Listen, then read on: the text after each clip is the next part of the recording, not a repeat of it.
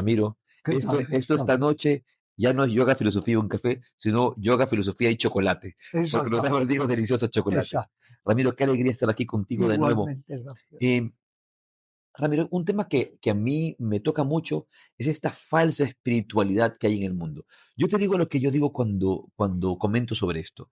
Hoy día la gente piensa que es espiritual porque anda en bicicleta, porque se ha cambiado el nombre a arcoíris de luz, porque no tiene ningún tipo de creencias, porque se siente antidogmas o decir que no tiene dogmas en su vida y tampoco ningún tipo de autocontrol.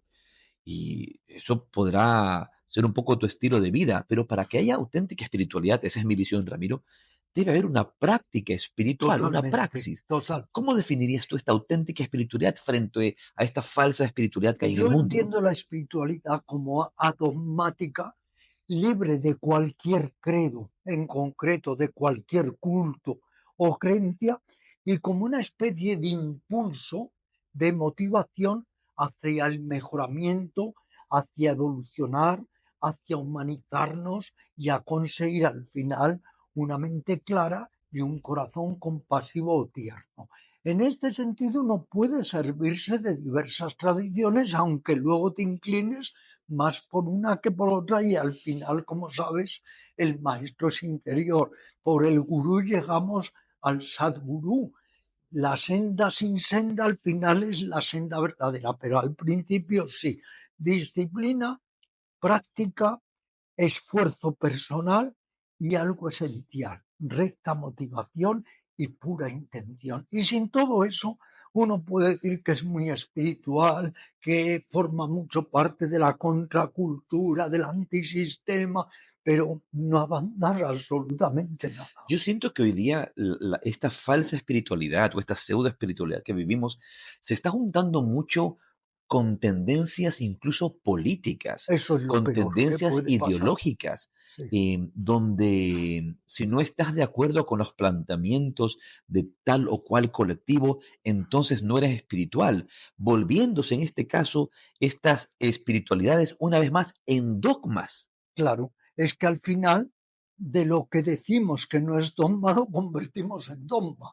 Es una cosa increíble. Es como el que dice, me quiero liberar de las cadenas y lo que hago es todavía encadenarme más. En este sentido es muy importante lo que apuntas, porque algo que yo denuncio a menudo es, Gustavo, la instrumentalización política del yoga no solo en distintos países de Occidente, sino sobre todo en la En la India. India. En la India se está utilizando el yoga como un instrumento puramente político. Y eso me parece vergonzoso. Eso es igual que si un gobierno utiliza el cristianismo como un instrumento político o el budismo lo mismo como una herramienta política. Eso es indigno. Y otra cosa es que hay que destacar también el mercenarismo enorme que hay no solo en el yoga, en la espiritualidad en general, porque en las sociedades altamente competitivas lo único que quiere la gente es hacer caja. Y entonces se vende todo. El cojín en el centro de yoga, la esterilla, un vaso de agua, lo que sea, porque llega un Y ese es momento, el foco. claro, y entonces se vende todo. Claro, se convierte en yoga en mercantilismo. Y una técnica tan venerable al final se puede volver una técnica espuria. Y por otro lado, algo muy importante en el yoga y en todas las enseñanzas espirituales, tiene que brillar la humildad. Estamos ahí no para engrandecernos narcisistamente, ni para darnos pisto, ni para pensar que somos iluminados, sino para cooperar con los demás. Y solo se puede hacer humildemente, como cuando le preguntaron a ese maestro, un maestro que se estaba muriendo, resúmenos tu vida. Y él dijo error tras error tras error. Aceptar que todos nos estamos equivocando y como decía el gran místico sufí y también Kabir cuando se dirigían a sus discípulos les decía, porque soy débil, comprendo vuestra debilidad. Dicen que el gran yogi tibetano Milarepa decía, cuando le preguntaban sobre su religión, él decía, mi religión es muy sencilla, quiero morir sin arrepentimientos. Eso es importante, muy importante. O convertir nuestras enseñanzas en la religión, entre comillas, del amor, porque al final de todos los yogas, el yoga más importante es el yoga del amor.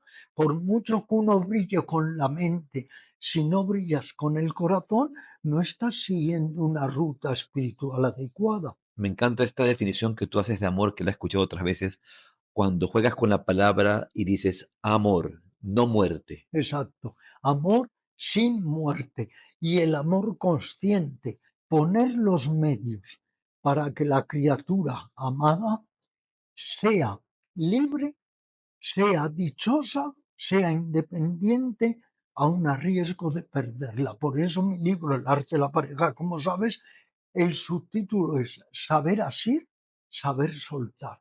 Pero no sabemos soltar porque nos apegamos absolutamente a todo. Dicen que un día caminaba Buda con un discípulo y éste le preguntó, Maestro, ¿cuál es la diferencia entre querer y amar? El Buda caminando por este bosque en el que estaban le indicó, ¿ves este árbol? ¿Ves esta flor de este árbol? Si tú la arrancas y te la llevas, la quieres. Y si la observas, la contemplas y la dejas allí, la amas. Me parece estupendo. Y por eso hay que propiciar tanto el desapego, aquello mismo que decía Buda volviendo a él. Los demás me insultan, pero yo no recibo el insulto. Era el desapego de su propio ego neurótico y reactivo. Todos nosotros estamos metidos en esa cápsula, en ese campo de concentración que es el ego, y lo que me parece más vergonzoso, por decirlo así, es que la gente en la esfera espiritual es donde más ego tenga, por favor. O sea, que en el lamaísmo, en el budismo, en el yoga, en el sufismo, en el zen, es donde te encuentras con más ego. No somos políticos. El ego que tenga el político que tenga su ego miserable, mezquino, pero los que estamos en una senda de autorrealización tenemos que rendir el ego. Dicho de una manera poética, tenemos que poner nuestro ego a los pies de la Shakti, a los pies de la diosa. Creo que en esta búsqueda de la falta perdón, en este camino de la falsa espiritualidad, se vive mucho desde máscaras sociales, Total. desde las máscaras espirituales, donde en vez de reconocer nuestra fragilidad, en vez de Eso reconocer es. el La que somos fragilidad. seres humanos vulnerables, y considero que la espiritualidad es la auténtica humanidad, en vez de vivir desde el ser auténtico, desde la sinceridad, desde la honestidad, nos pasamos poniendo máscaras de la falsa espiritualidad, buscando en cambiarnos de nombres, buscar Aparentar. en aparentar, en ponerme una ropa, en poner... Yo, Ramiro, te he conocido tantos años. Tú hablas como hablas aquí en la cámara, hablas como hablas en una entrevista de radio, hablas como hablas en tu casa, en el auto. Y yo veo personas que de repente hoy día con este advenimiento de las redes sociales por todos lados, utilizan estas herramientas, se ponen con sus cámaras, que hoy día es tan fácil tener un canal de YouTube, tan fácil Bueno, tener una seguidora, y los grandes coches estos, que bueno, y es los que coaches, eso ya es un engaño total lo que van haciendo. claro, y hacen todo esto, pero creando un personaje. Es que es toda la máscara, el personaje. Entonces no vives en lo auténtico, no eres tú, no eres tu ser, es todo el personaje, la apariencia que vas creando hoy en día apoyado efectivamente por los medios de difusión. Y algo que conversábamos hace un momento sobre un amigo, que no quiero mencionar su nombre, pero de que me decías que había gente que había conocido a este maestro 10 años atrás, 15 años atrás, y que hoy conocen a esta persona y la ven como una persona que ha crecido espiritualmente. Yo creería, todos somos seres humanos, tenemos virtudes y defectos, Todos. pero yo siempre digo esto en mis clases y me vas a perdonar el francés, pero yo no quiero estar meditando 20 años y ser el mismo idiota de siempre. No, claro, estoy de acuerdo. Es que si no hay transformación, ¿de qué sirve la meditación? Ya sabes aquello que decía un maestro con tono jocoso, que si solo se tratara de sentarse y estar ahí, las gallinas estarían iluminadas, porque claro, efectivamente no es eso. Pero por eso la meditación no hay que convertirla en un mito. La meditación como tal, Gustavo, es insuficiente. Es insuficiente salvo que tú me digas, Ramiro, me voy a una jungla de Tailandia y voy a meditar 4 horas diarias. Entonces te digo, la propia meditación te transforma.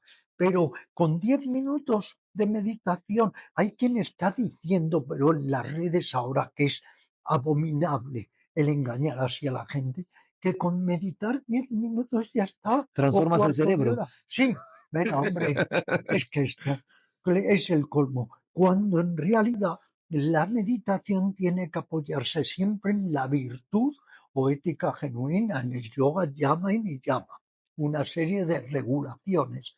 Tiene que fundamentarse en el desarrollo de la sabiduría, del entendimiento. A mí me gusta decir que sin insight, entendimiento Mm. correcto, el mindfulness no sirve para nada. Tú haces atención para que surja otro estado de conciencia. Tiene que basarse en la triple autovigilancia, la de la mente, la palabra y los actos. Hay que utilizar mucho la observación de nuestras reacciones egocéntricas y ver que detrás del ego están los celos, la envidia, la rabia, la susceptibilidad, la suspicacia, la irritabilidad, etcétera. O sea, hay que complementar la meditación con otras técnicas y añadiría, por supuesto, el trabajo consciente sobre el cuerpo. Yo he dado 58 años Hatha Yoga, el trabajo consciente sobre el cuerpo, el pranayama, el mejorar la relación con las otras criaturas, tantas cosas. Luego, no me venga usted con cuentos, por favor, de que usted medita 10 minutos, cuarto de hora, incluso oyendo una campanita y que eso le transforma. Está usted mintiendo e insultando además la inteligencia de las demás E personas. insultando la tradición. Exacto, insultando la tradición. Ramiro, y para terminar, pensando un poco que somos personas con carencias, con latencias, pensando un poco en que somos simples seres humanos, pero que la meditación debe convertirse no en una moda, no en algo que hacemos pobremente, sino como una herramienta que nos ayuda a la vida cotidiana y, como has dicho antes, que nuestra vida cotidiana ayude a la meditación. ¿Qué sugerencias podrías dar a la persona que quiere realmente desarrollarse en una espiritualidad práctica, honesta en su vida? Yo creo que cada uno tiene que ir configurando su estrategia. Tenemos un cuerpo, una energía, una mente, unas emociones. Somos entidades también sociales, además de biopsíquicas. Entonces, vamos a trabajar sobre las diferentes partes, los diferentes componentes o partes que componen nuestro ser. Trabajemos con el cuerpo. Hatha Yoga, Pranayama, ejercicio consciente, contacto con la naturaleza, respiración adecuada, alimentación sana. Trabajemos con las emociones, descubramos nuestros agujeros emocionales, nuestras carencias, nuestras deformaciones psíquicas para ir poco a poco también cambiándolas, transformándolas. Trabajemos con lo que llamaríamos higiene mental. El yoga nos lleva al inconsciente, a drenar, limpiar todo el fango del inconsciente. Démosle la bienvenida a todo lo que nos pueda ayudar en la evolución. Si tú te ayudan los mantras, haz mantras. Si te ayuda la concentración en yantras, lo que sea. Hay que cada uno configurar un poco su programa porque eso va a ser su disciplina y la disciplina es el verdadero tapas. Y luego aprovecharnos en la medida de lo posible de las enseñanzas sublimes de los grandes maestros, lo que llamaba Buda los 4 estados sublimes de la mente: amor, compasión, alegría compartida y ecuanimidad. Y convertirnos a la larga en los propios laboratorios vivientes de nosotros mismos, sabiendo, somos necios, somos torpes, estamos en un grado muy pobre de evolución. Vivimos en un entorno, en un contexto que peor no puede ser para el buscador espiritual, porque la sociedad es un gran prostíbulo. Entonces, al final, todos caemos en la prostitución de una otra manera. Hay prostitutas sanas o prostitutos sanos y buenas personas y otros que no lo son, pero el entorno no es No favorable. ayuda. Y tratar de recurrir a lecturas sabias que nos motiven, que nos inspiren, relacionarnos con personas nobles, como decía Buda. Si no encuentras a alguien noble con quien caminar en esta vida, mejor es caminar en solitario como el elefante. Y fíjate cuando le preguntaban a Muktananda, al que yo entrevisté en Swaran, en Ganeshpur, cuando le preguntaban, ¿esto vale? Él decía, si te vale, vale.